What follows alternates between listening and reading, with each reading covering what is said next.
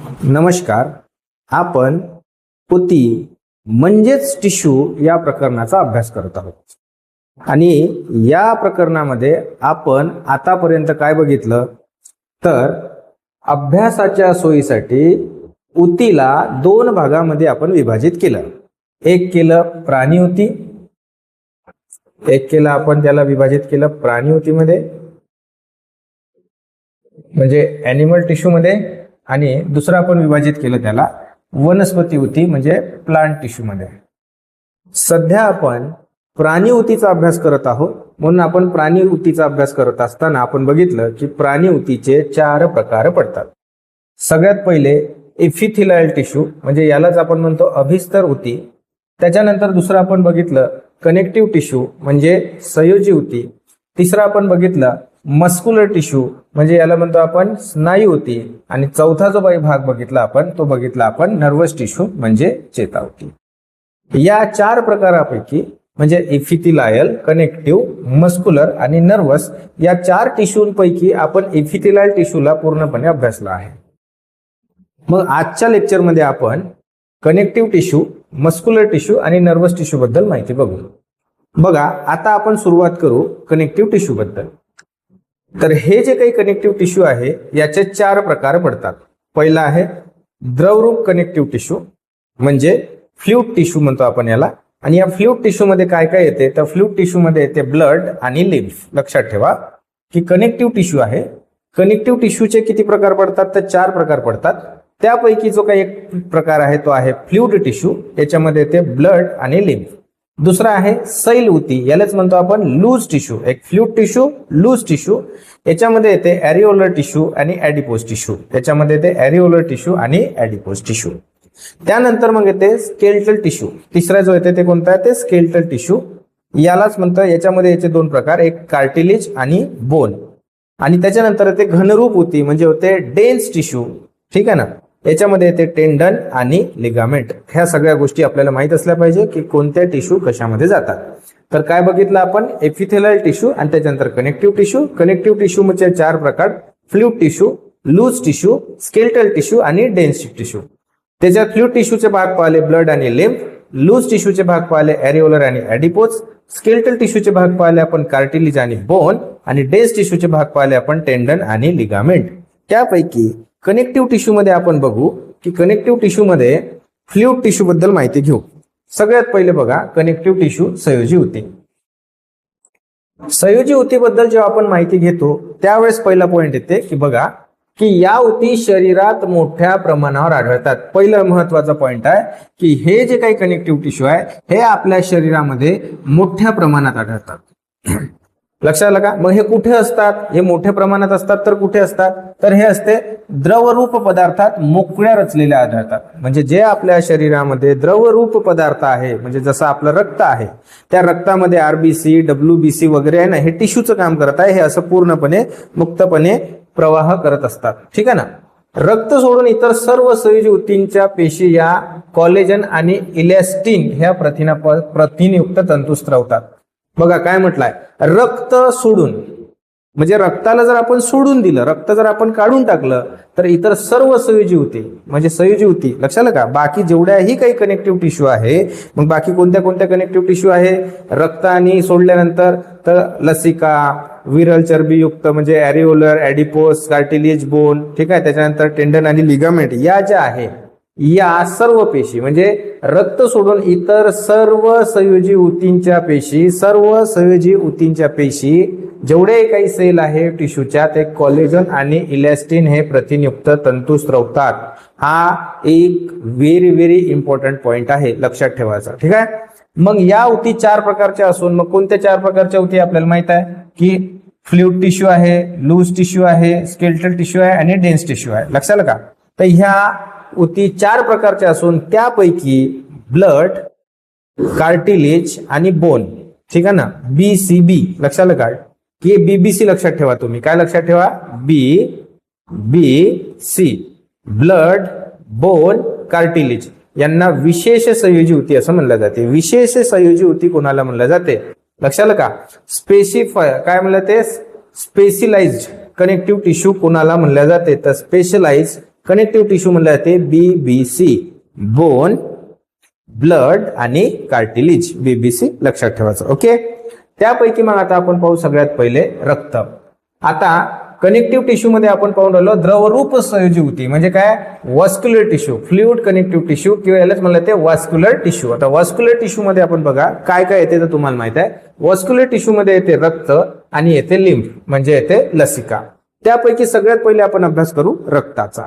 रक्त काय आहे तर रक्ताचे घटक कोणते आहे म्हणजे रक्त कशापासून बनलेलं असते तर रक्त बनलेलं असते प्लाझ्मा आणि कणीय पेशीपासून. लक्षात आलं का, प्लाझ्मा आणि कणीय रक्तपेशीपासून.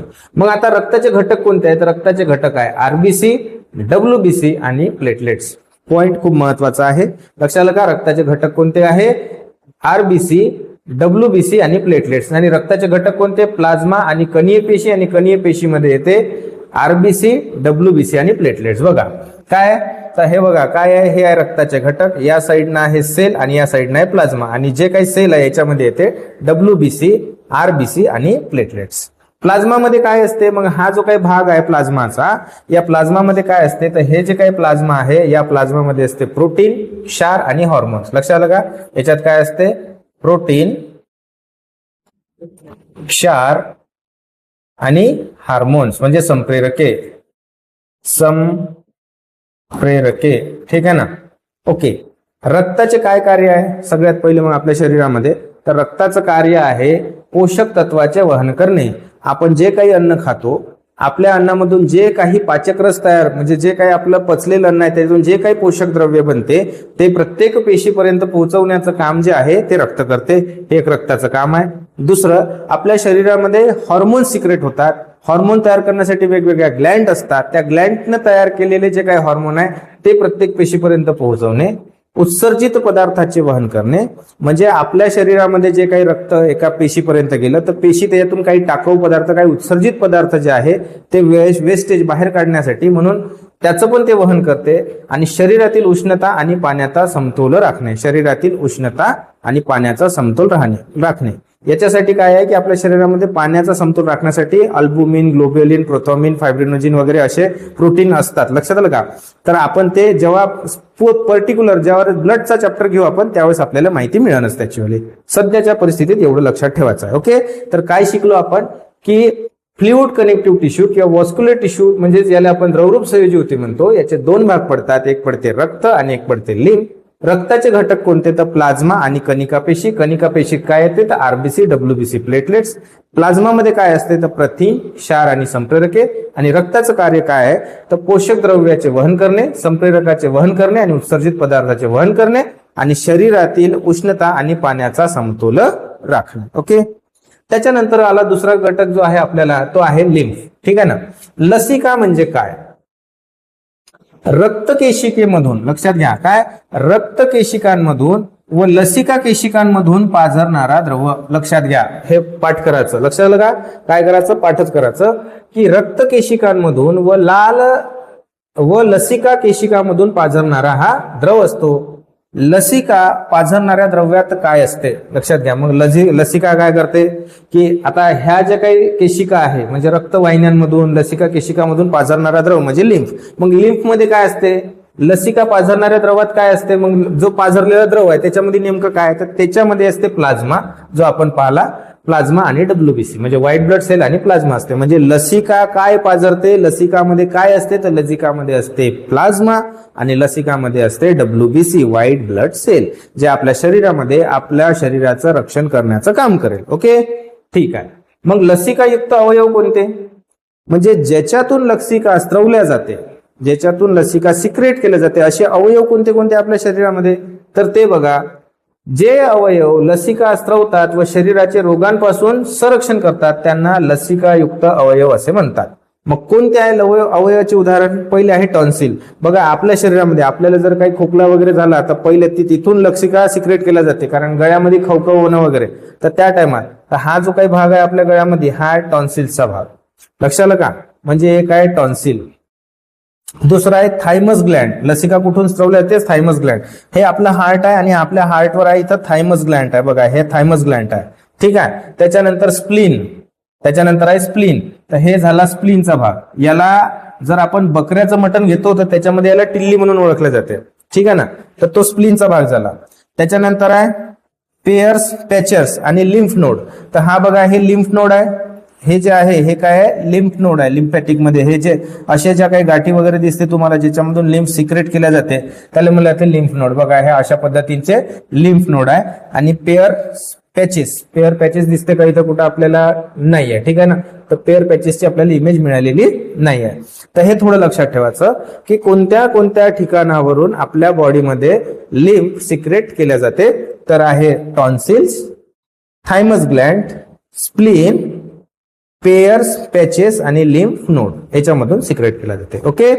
तर मग आता आपण येऊ दुसरं कनेक्टिव्ह टिश्यू मध्ये दुसरा जो काही भाग आहे तो आहे लूज कनेक्टिव्ह टिश्यू, म्हणजे ज्याला म्हणतो आपण सैल संयोजी ऊती. आणि या सैल संयोजी ऊतीमध्ये काय आहे तर सैल संयोजी ऊतीमध्ये येते ॲरिओलर टिश्यू आणि ॲडिपोस टिश्यू. आता ॲरिओलर टिश्यू बद्दल पाहू.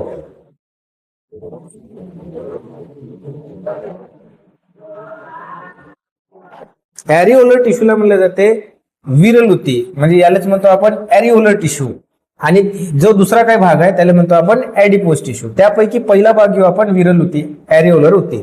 कशाला म्हणलं जाते विरळ ऊती म्हणजे नेमकं काय, पहिला प्रश्न तुमच्या समोर आहे. बघा विरळ ऊती या सैल संयोजी ऊतीचा प्रकार असून यामध्ये विविध पेशी व तंतू आढळतात. काय असं असतात, विविध पेशी आणि तंतू आढळतात. मग कोणते कोणते आहे बघा आपण. विरळ ऊतीमध्ये कोणत्या पेशी आढळतात आहे का नाही, विरळ ऊतीमध्ये विविध पेशी आणि तंतू आढळतात ना. तर मग आपल्याला माहित असल्या पाहिजे का कोणत्या कोणत्या पेशी आढळतात. याच्यामध्ये आढळते मायक्रोफेजेस. पाठ करायचं की विरळ ऊतीमध्ये काय काय आढळते, हा बेस आहे आपला सायन्सचा. मायक्रोफेजेस, लिम्फोसाइट, मास्ट सेल, फायब्रोब्लास्ट आढळतात. म्हणजे विरल ऊतीमध्ये कोणत्या कोणत्या पेशी आढळतात तर विरल ऊतीमध्ये मायक्रोफेजेस, लिम्फोसाइट, मास्ट सेल आणि फायब्रोब्लास्ट आढळतात. लिम्फोसाइट आहे ना, हे झाले लिम्फोसाइट. त्याच्यानंतर हे झाली मास्ट सेल, लक्षात का. त्याच्यानंतर आहे हे झाली मायक्रोफेजेस आणि त्याच्यानंतर मग आहे फायब्रोब्लास्ट. तर अशा ज्या काही पेशी आहेत या पेशी विरल ऊतीमध्ये आढळतात. ओके. मग विरल ऊतीमध्ये कोणते तंतू आढळतात, मग तंतू कुठे आढळतात. आताच बघितलं आपण का विरल ऊती म्हणजे काय तर संयोजी ऊतीचा प्रकार असून यामध्ये विविध पेशी, कोणत्या पेशी तर या पेशी आणि कोणते तंतू तर हे तंतू आढळतात. एक आहे कोलेजन तंतू आणि काही लवचिक तंतू, म्हणजे रेक्टिक्युलर फायबर आढळतात. कोलेजन तंतू आणि लवचिक तंतू. आणि मग या विरल ऊती शरीरात कुठे आढळतात तर हेही लक्षात ठेवण्याची गरज आहे की विरल ऊती शरीरामध्ये आढळतात रक्तवाहिन्यांच्या आजूबाजूला. कुठे आढळतात विरल ऊती, रक्तवाहिन्यांच्या आजूबाजूला आढळतात आणि त्वचा व स्नायूंच्या दरम्यान आढळतात. आपली जे स्किन आहे आणि आपले जे काही मसल्स आहे याच्या आजूबाजूला काय आढळते, या विरल ऊती आढळतात. त्याच्यानंतर विरल ऊतीचे कार्य कोणते आहे. मग आता विरल ऊती काय काम करते तर शरीराच्या आतील अवयवांना आधार देते. पहिला महत्वाचा आहे की काय करते का आपलं जे शरीर आहे या आपल्या शरीरातील आतील अवयवांना काय देते ते आधार देते. लवचिकता आणि शक्ती प्रदान करतात. शरीराच्या आतील अवयवांना काय करते ते लवचिकता आणि शक्ती प्रदान करते. त्याच्यानंतर अवयवांना एकत्र बांधून ठेवतात आणि रोग प्रतिकारासाठी मदत करतात. ओके. तर आपण जे काही दुसरी पाहून राहिलो कनेक्टिव्ह टिश्यू मधून ते ॲरिओलर टिश्यू. ॲरिओलर टिश्यू एक काय तर सैल संयोजी ऊतीचा एक प्रकार आहे. त्याच्यामध्ये काय असते तर विविध प्रकारच्या पेशी आणि तंतू आढळतात. कोणत्या पेशी आढळतात तर मायक्रोफेजेस, लिम्फोसाइट, मास्ट सेल आणि फायब्रोब्लास्ट. आणि या ऊतीमध्ये कोणत्या कोणते तंतू आढळतात तर कोलेजन तंतू आणि लवचिक तंतू. बरं कुठे असतात या तर रक्तवाहिन्याच्या आजूबाजूला, त्वचा व स्नायूच्या दरम्यान, त्वचा आणि स्नायूच्या दरम्यान. आणि कोणते कार्य करते तर शरीराच्या आतील अवयवांना आधार देते, लवचिकता आणि शक्ती प्रदान करते, अवयवांना एकत्र बांधून ठेवते आणि रोग प्रतिकारासाठी मदत सुद्धा करतात. ओके. याच्यातली दुसरी पेशी आहे आपली ते आहे ॲडिपोस टिश्यू. ॲडिपोस टिश्यू म्हणजे याला म्हणते मेद ऊती, यालाच म्हणतो आपण चरबीयुक्त ऊती. मेद ऊती म्हणजे काय साधा प्रश्न आहे. तर मेद ऊती या चरबी फॅटने भरलेल्या ऊती असतात. चरबीयुक्त ऊती म्हणल्यानंतर फॅटने भरलेल्या ऊती. त्यामध्ये एक जेली सारखा आधारक असतो. कसा असतो, एक ह्या कशा आहे तर फॅटने भरलेला एक जेली सारखा आधारक. ठीक आहे. मेद ऊती कुठे आढळतात मग आता ह्या असतात कुठे आपल्या शरीरामध्ये तर पहिले आहे आपल्या त्वचेखाली, म्हणजे हे झाली माझी स्किन, माझ्या स्किनच्या खाली लगेच फॅटची लेअर असते, तर ते झाली काय, त्वचेच्या अंतर्गत अवयवांच्या आजूबाजूला आढळतात. म्हणजे अवयव जे आहे, माझे जे काही अवयव आहे शरीराच्या, त्याच्या आजूबाजूला जे काही आढळते ते हे आढळते. मेद ऊतीची रचना कशी असते, कशा पद्धतीचं याचं स्ट्रक्चर असते, तर या ऊतींमध्ये म्हणजे ह्या जे काही ऊती आहे ॲरिओलर, त्याच्यामध्ये पेशी असतात. तर एक मोठा पेशीमध्ये एक मोठा चरबीचा म्हणजे तेलाचा साठा असतो. म्हणजे या पेशी अशा आहे की या पेशीच्या आतमध्ये चरबीचा म्हणजेच तेलाचा एक साठा असतो. बरं, म्हणजे चरबीचा साठा आहे म्हणजे ते चरबीयुक्त ऊती झाल्या ॲरिओलर. मग हे कुठं काम करतात, तर मेद साठवणे यांचं कामच काय, फॅट स्टोअर करणे. बघा हे आहे ॲडिपोज टिश्यू आहे ना. त्याच्यानंतर शरीराला ऊर्जा पुरवणे. सगळ्यात जास्त जर आपल्याला कोणापासून एनर्जी मिळत असेल, एनर्जी मिळण्याचं काम याच्यापासूनच मिळते, कारण आपण जे काही तेल खातो त्याच्यातून खूप जास्त कॅलरीज आपल्याला मिळते. म्हणून शरीराला ऊर्जा पुरवणे आणि शरीराला उष्णतेपासून संरक्षण देते. लक्षात आलं का, शरीराला उष्णतेपासून संरक्षण देते याचंही काम करते आणि अंतर्गत अवयवांना पण संरक्षण देते. म्हणजे एक गादीसारखं काम करते. म्हणजे सगळ्यात पहिले संरक्षण करण्याचं काम जे करते ते ॲडिपोज टिश्यू करतात. ओके, काय समजलं आपण, की दुसरी जे आहे ते ॲडिपोज टिश्यू. ॲडिपोज टिश्यू म्हणजे फॅट पासून बनलेले असतात, म्हणजे अनेक, ज्याच्यामध्ये अशा पेशी का ज्यांच्यामध्ये तेलाचा किंवा चरबीचा साठा आहे, अशा पेशी एकत्र आल्या त्याच्यापासून बनलेला टिश्यू म्हणजे ॲडिपोज टिश्यू. कुठे असतात, तर त्वचेच्या अंतर्गत भागामध्ये आणि अवयवांच्या आजूबाजूला. त्यांची रचना आपण पाहिली आणि यांचं काम आहे मेदात साठवणे, शरीराला ऊर्जा पुरवणे, शरीराला उष्णतेपासून संरक्षण देणे आणि अंतर्गत अवयवाचे संरक्षण करणे. त्याच्यानंतर आहे स्केलेटल टिश्यू किंवा सपोर्टिंग टिश्यू. याच्यामध्ये दोन भाग येते. एक येते कार्टिलेज, म्हणजेच याला म्हणते कुर्च्या, कास्ती किंवा कुर्च्या किंवा कार्टिलेज, ठीक आहे ना. त्याच्यानंतर आहे काय, कोंड्रोसाइट्स, आणि त्याच्यानंतर येते दुसरा येते अस्थि किंवा बोन. आता बघा, सगळ्यात पहिले कास्ती म्हणजे काय, कार्टिलेज म्हणजे काय असते आपल्या शरीरामध्ये, तर कास्तीमध्ये तंतुमय जेली सारख्या आधारक पदार्थ काही पेशी असतात. तंतुमय असतात. तंतुमय म्हणजे फायबर स्टाईल प्लस कशा जेली सारख्या असतात, नरम असतात. लक्षात, म्हणजे हे एक प्रकारचे हाडच आहे, पण मृदू हाड आपण त्याला म्हणू शकतो. जसं का हे माझं नाक आहे, ह्या नाकाचं हे जे हाड आहे त्याला असं असं करू शकतो. हा माझा कान आहे, इथं पण हाड आहे, तर याला मी असं हे करू शकतो. म्हणजे हे हड्डी आहे पण मृदू आहे. पण मी माझ्या हाताच्या हाडाला अशाच पद्धतीने लवचिक करू शकतो का, नाही. म्हणजे एक प्रकारचा हे हाडाचाच प्रकार असल्यासारखा आहे, याला म्हणलं जाते कार्टिलेज. कास्ती शरीरात कुठे आढळते आहे ना, तर नाकाच्या टोकावर, बरोबर आहे, कानाच्या टोकावर, कानाच्या आहे का, नाकाच्या टोकावर, कानात, स्वरयंत्रात, श्वसननलिकेत, पाठीच्या कण्यात आणि हातापायांमध्ये. लक्षात का, बघा कुठं कुठं आहे, तर बघा हे कान आहे, कानामध्ये आहे. नाकाचं हे जे हाड आहे याच्यामध्ये आहे. हे जे आतमध्ये आहे ना, आता दोन बोनच्या मधामध्ये जे गादीसारखं काम करून राहिलं फ्रिक्शन, ते एक आहे ना. त्याच्यानंतर गुडघ्याच्या आतमध्ये आपण हातापायाचे जे काही हे आहे आपले, ज्याच्यामुळं, नाहीतर मग काय झालं असतं का, हे जर कार्टिलेज नसती तर दोन हाडं एकमेकाला सरक घासले असते आणि त्याची झीज झाली असती. ते होत नाही. जेव्हा आपले कार्टिलेज खतम होतात त्यावेळेस मग ते आपल्याला पायाची जे हाडाची झीज वगैरे होणं तिथून सुरू होऊन जाते. तर कार्टिलेज हे काम करते. ओके, आणि कार्टिलेज मुळे काय होते, तर अवयवांना आधार मिळतो, आकार मिळतो, ठीक आहे ना. कास्तीमुळे अवयवांना आकार मिळतो, लवचिक रचना राहते याची वाली. लक्षात आलं का.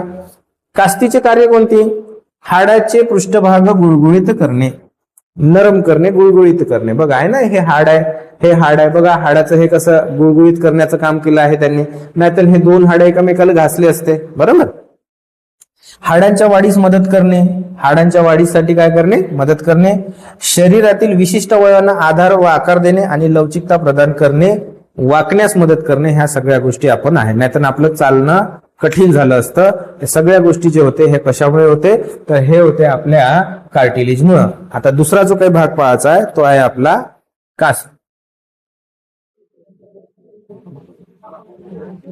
अस्थि म्हणजे बोन म्हणजे हाड. बोन बघा काय आहे, बोन मध्ये कोणते घटक असतात. बोन म्हणजे हड्डी, तुम्हाला माहितच आहे. आता अस्थिमध्ये कोणते घटक असतात, आपल्या हाडामध्ये कोणते घटक असतात, तर बघा आपल्या अस्थिमध्ये कॅल्शियम असते, क्षार असते आणि कोलेजनचे तंतू असतात. महत्वाचा प्रश्न, आपल्या हाडामध्ये काय असते, कॅल्शियम, क्षार आणि कोलेजनचे तंतू, ठीक आहे ना. अस्थि कोणत्या प्रकारच्या पेशींनी बनलेले असतात, हे पण महत्वाचं आहे. का आपले जे हाड आहे हे कोणत्या प्रकारच्या पेशीने बनलेले असतात, लक्षात आलं का. तर हे 3 प्रकारच्या पेशीने बनलेले असतात. बघा कोणत्या, ऑस्टिओब्लास्ट, ठीक आहे. त्याच्यानंतर ऑस्टिओसाइट्स आणि ऑस्टिओक्लास्ट. हे तीनही लक्षात ठेवायचे. IMP प्रश्न बनू शकते की आपल्या ज्या अस्थी आहेत त्या कोणत्या प्रकारच्या पेशीने बनलेली असते. एक बनलेली असते ऑस्टिओब्लास्ट, एक बनते ऑस्टिओसाइट्स आणि एक ऑस्टिओक्लास्ट. आणि अस्थीतील पेशी कुठे आढळतात, म्हणजे आता अस्थीच्या ह्या ज्या काही पेशी आहे, बोन मधल्या या ज्या पेशी आहे या कुठे आढळतात, तर हे आहे या पेशी हाड्यांच्या लॅक्युना म्हणजे जो काही पोकळ भाग असतो हाड्यांचा लॅक्युना या भागातच स्थित असतात. लक्षात आलं का. असा जो हलकासा पोकळ भाग असतो त्या भागामध्ये, हलकासा असा पोकळ भाग असते त्या भागामध्ये ह्या साचलेल्या असतात. ओके. काय मुख्य कार्य याचं आलं तर शरीरातील सर्व अवयवांना आधार देते.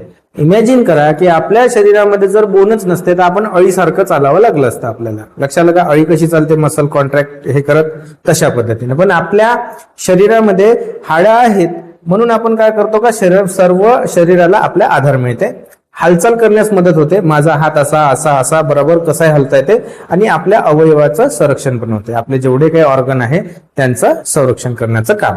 आणि अस्थिचे शरीरातील महत्व काय आहे. आपल्या शरीरामध्ये अस्थी आहे म्हणून आपल्या शरीरात काय घडत आहे तर अस्थी शरीराला मजबूत सांगाडा एक व्यवस्थित फ्रेमवर्क देते आणि कॅल्शियम व फॉस्फरस साठवून ठेवते. आपल्या शरीरामध्ये कॅल्शियम आणि फॉस्फरस साठवण्याचं एक इम्पॉर्टंट काम करते. आणि दुसरं काम आहे की आपल्या शरीराला मजबूत सांगाडा देते कॅल्शियमचा आणि सांगाडा देते आणि कॅल्शियम आणि फॉस्फरस साठवून ठेवते. समजत आहे तुम्हाला. ठीक.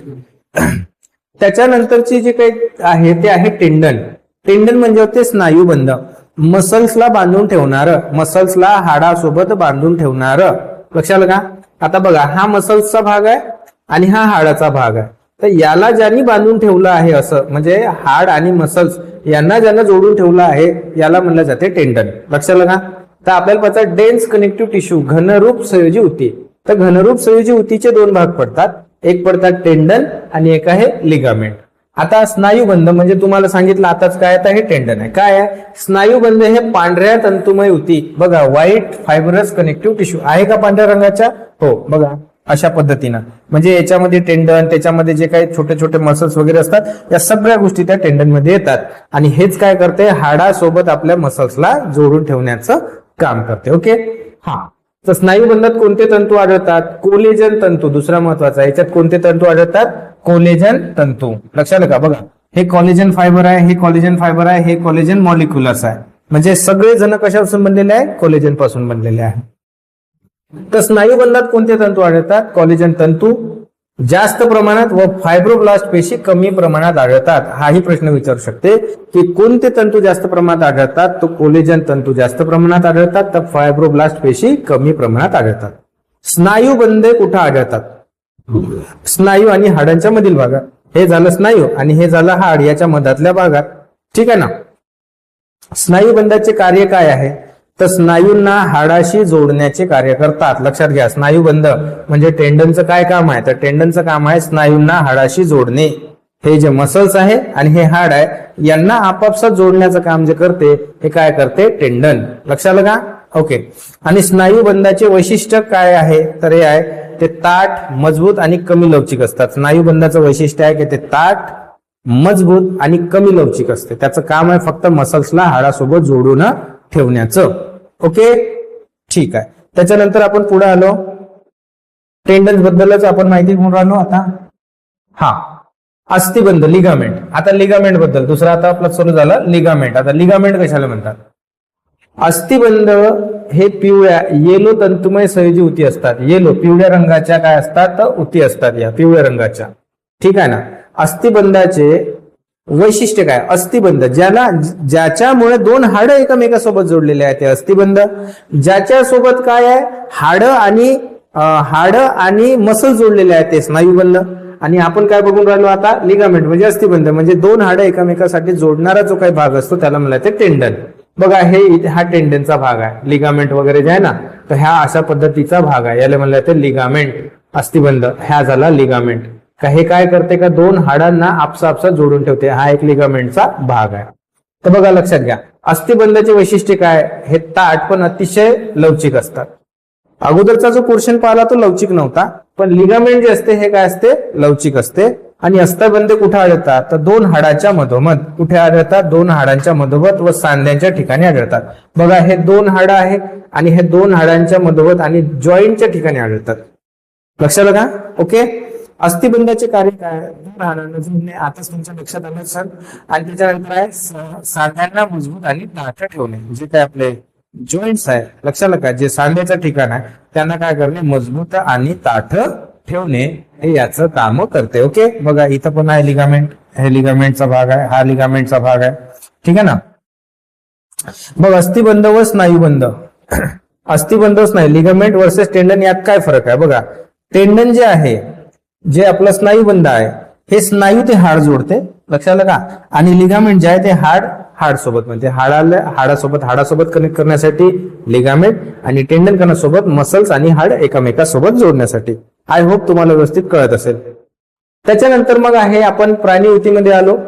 प्राणीउतीमध्ये आपण काय काय बघितलं तर तुमच्या लक्षात आलंच असेल.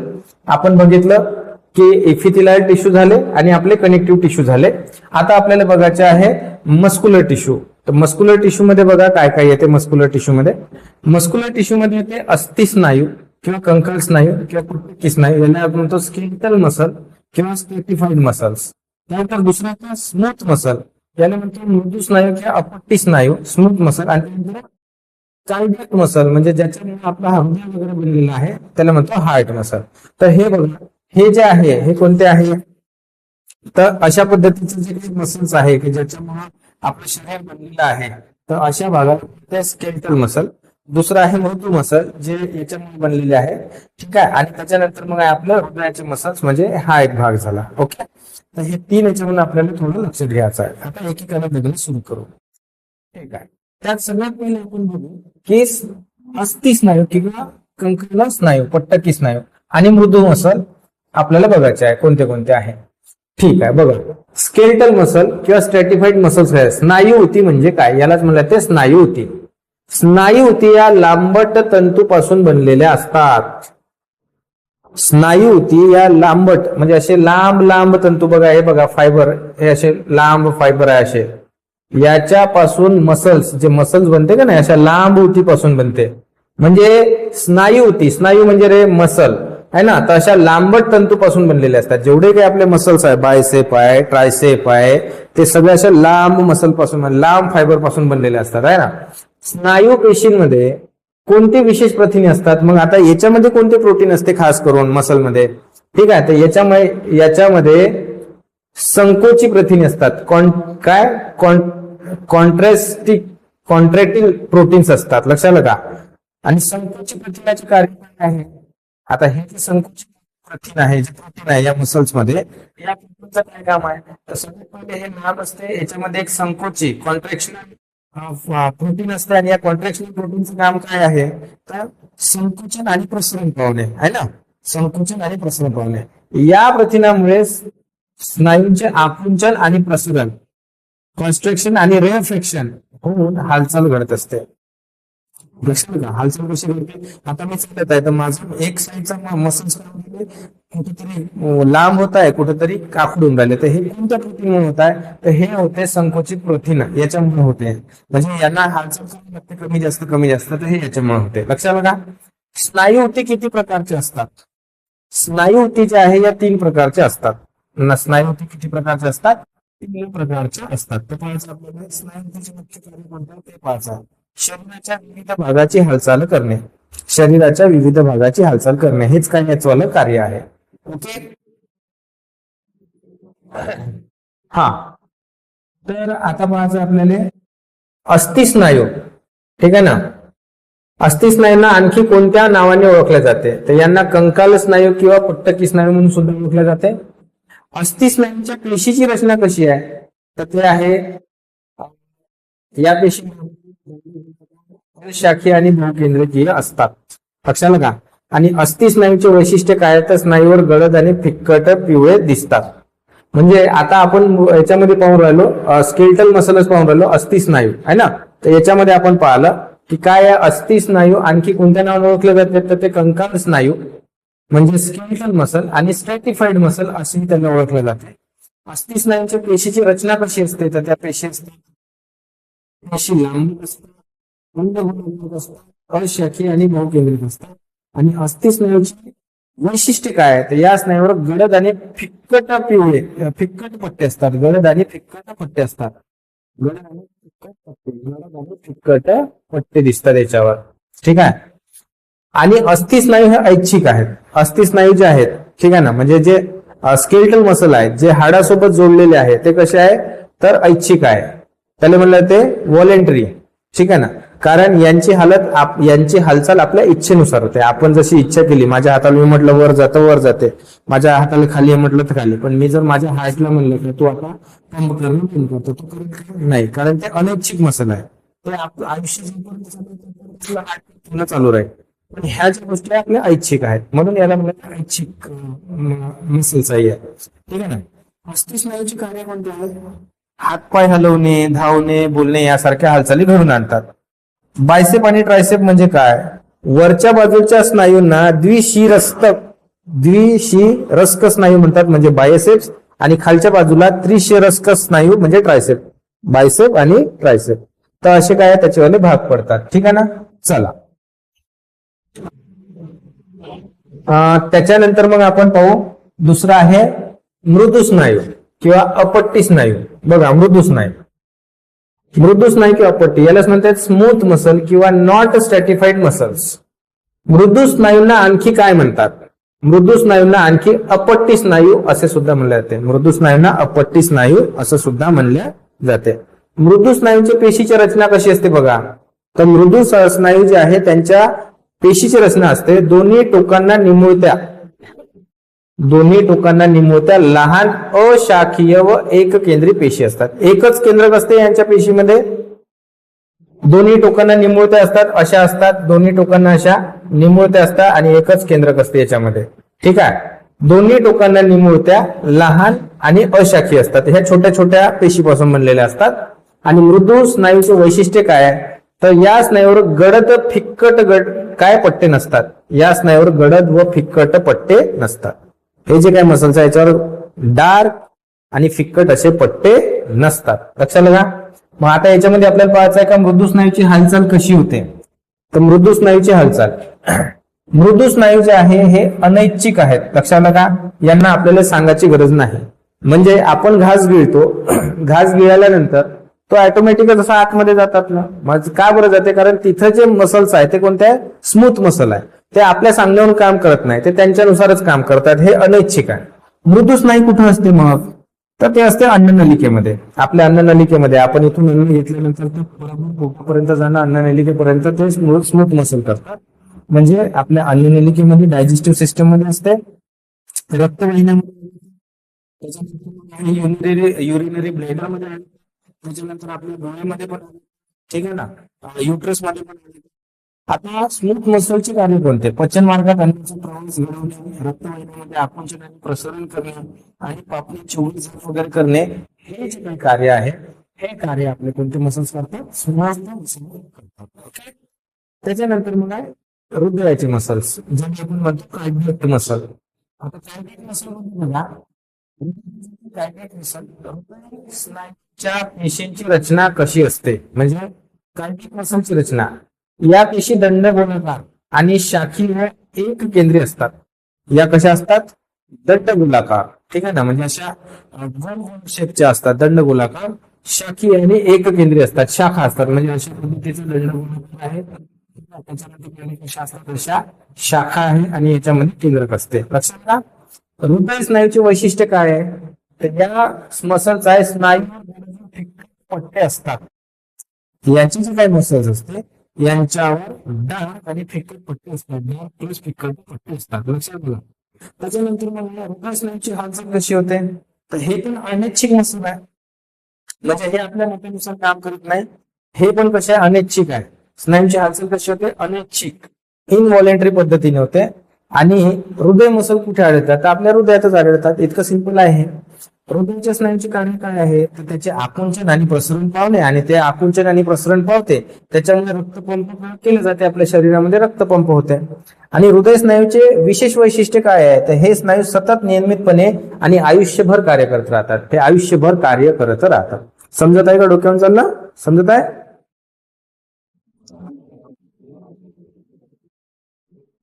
पॉइंट नुसार याच्यासाठी नाही घेतलं की जर पॉइंट नुसार घेतलं असतं तर हे प्रश्न तुम्हाला पडले नसते, म्हणून सरळ पहिलेच प्रश्न घेऊन घेतले का तुम्हाला एक एक प्रश्नाचं बरोबर उत्तर कळावं. ठीक आहे ना, म्हणजे हे मी तयार केलेले प्रश्न आहेत ते की तुम्हाला एक एक प्रश्नाचं उत्तर बरोबर समजत जाईल. चला मग नेक्स्ट मसल आहे आपला कोणता, अस्थिस्नायू. बरं, हा हृदयाच्या पेशीची रचना कशी, अच्छा हे स्लाइड डबल झाली आपल्याजवळ. ओके, त्याच्यानंतर मग आता आलो आपण कोणत्या ऊतीवर, तर आपण बघितलं आता की ऊती पाहत असताना आपण पाहिलं की प्राणी ऊती आहे. प्राणी म्हणजे ऊतीचे दोन भाग पडते, प्राणी ऊती आणि वनस्पती ऊती. त्याच्यामध्ये आपण पाहिलं एपिथेलियल टिश्यू बघितला, कनेक्टिव्ह टिश्यू पाहिला, मस्क्युलर टिश्यू पण पाहिला, आणि आता आपल्याला बघायचं आहे नर्वस टिश्यू. म्हणजे नर्वस टिश्यू म्हणजे होते की यालाच म्हणतो आपण कोणती, चेता ऊती.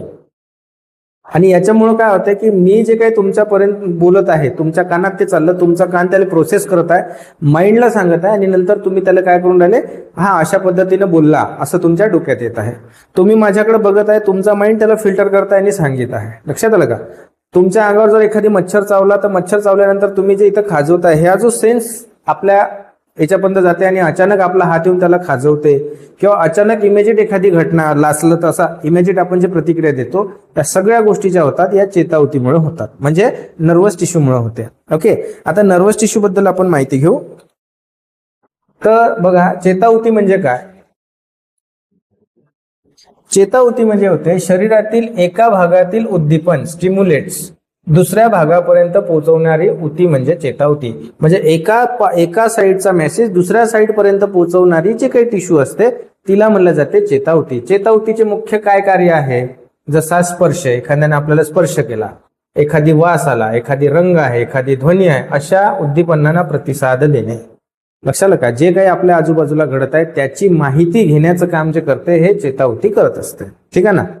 त्याच्यानंतर चेताऊतीमध्ये कोणत्या पेशी असतात तर हे लक्षात घ्या, खूप इम्पॉर्टंट पॉईंट आहे. पॉईंट छोटे छोटेच आहे पण जर तुमचा हे व्यवस्थित माहिती असली, ठीक आहे ना, वन लाइनर मध्ये, तरी पण तुम्हाला याची बऱ्यापैकी माहिती आहे. चेताऊतीमध्ये कोणत्या पेशी असतात तर चेतापेशी येतात आणि गायल्स पेशी येतात. कोणत्या येतात? ग्लायल पेशी. चेताऊतीमध्ये म्हणजे नर्वस टिश्यू मध्ये कोणत्या पेशी येतात तर त्याच्यामध्ये दोन पेशी येतात. कोणत्या कोणत्या? एक येते नर्वस सेल, नर्व सेल, आणि दुसरे येते ग्लायल सेल.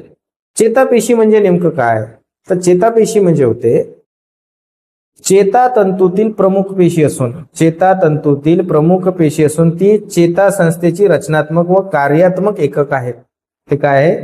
चेतातंतूमधील प्रमुख पेशी. ठीक आहे ना, चेतातंतूमधील प्रमुख पेशी, चेतातंतूमधील प्रमुख पेशी असून ती चेतासंस्थेची रचनात्मक आणि कार्यात्मक एकक आहे. त्याच्यापासूनच त्याची रचना बनलेली आहे आणि त्याच्याचमुळे ते कार्य पण करते रचनात्मक. चेतापेशीची रचना कशी असते बघा, चेतापेशीचे तीन मुख्य भाग असतात. एक असते पेशिका म्हणजे सेल बॉडी, याला म्हणतो आपण सायटन. दुसरी असते वृक्षिका, याला म्हणते डेंड्रिट्स. आणि त्याच्यानंतर अक्षतंतू, यालाच आपण म्हणतो एक्झॉन. बघा इथं दिलेलं आहे. पहिला कोणता भाग आहे बाबा? एक मिनिट, पहिला कोणता भाग आहे? तर चेतापेशीची रचना, चेतापेशी तीन मुख्य भागापासून म्हणते. पहिले पेशिका, याला म्हणलं ते सेल बॉडी. लक्षात आलं का? तर हे जे काही या पेशीची रचना आहे याला म्हणलं जाईल सेल बॉडी. दुसरं कोणते? वृक्षिका. हा जो काय वृक्षासारखा भाग दिसतो का नाही याला म्हणलं जाते वृक्षिका. हा बघा, हा वृक्षासारखा जो काही भाग दिसतो याला डेंड्रिट्स म्हणलं जाते. लक्षात आलं का? सेल बॉडी म्हणजे हा जो काही पूर्ण भाग दिसते तुम्हाला असा असा असा असा असा, हा सेल बॉडीचा भाग आहे. आणि त्याच्यानंतर एक्झॉन म्हणजे याच्यापासून जे तंतू बाहेर निघाले याला म्हणलं जाते एक्झॉन. समजलं का? ओके, आता पेशिकाय बद्दल माहिती बघू. तर पेशिकाय जे आहे, सेल बॉडी म्हणजे नेमकं काय असते तर पेशिकायमध्ये केंद्रक किंवा पेशी द्रव्य असते. या पेशिकायमध्ये काय असते? हे झालं पेशिका काय, पेशीची काया, पेशीचं शरीर. तर याच्यामध्ये काय असते तर याच्यामध्ये पेशिकायमध्ये पेशी द्रव्य आणि केंद्रक असते. याच्यामध्ये पेशी द्रव्य भरलेलं आहे आणि केंद्रक पण आहे. ओके, त्याच्यानंतर दुसरं येते वृक्षिका. डेंड्रिट्स म्हणजे काय? पेशिकायातून निघणारे लहान लहान तंतू जे उद्दीपन ग्रहण करतात. हे बघा याच्यातून लहान लहान असे तंतू निघाले आहे, याला म्हणलं जाते वृक्षिका. हे झालं वृक्षिका. त्याच्यानंतर अक्षतंतू एक्झॉन, त्याच्यानंतर आहे एक्झॉन, त्याच्यानंतर आहे एक्झॉन अक्षतंतू. पेशिकायातून निघणारा लांब तंतू जो संदेश पुढे नेतो, याच्यातून निघणारा जो काय असा लांब तंतू असतो याला म्हणलं जाते एक्झॉन. ठीक आहे. आता चेतातंतूची लांबी कशी येते, तर हे शरीरातील सर्वात लांब पेशी असतात. लक्षात घ्या, हे पेशी अशी आहे की हे शरीरातील सर्वात लांब पेशी आहे.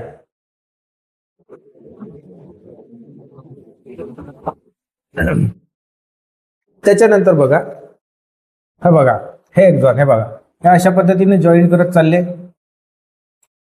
याला म्हणलं जाते एक्झॉन. ठीक आहे ना.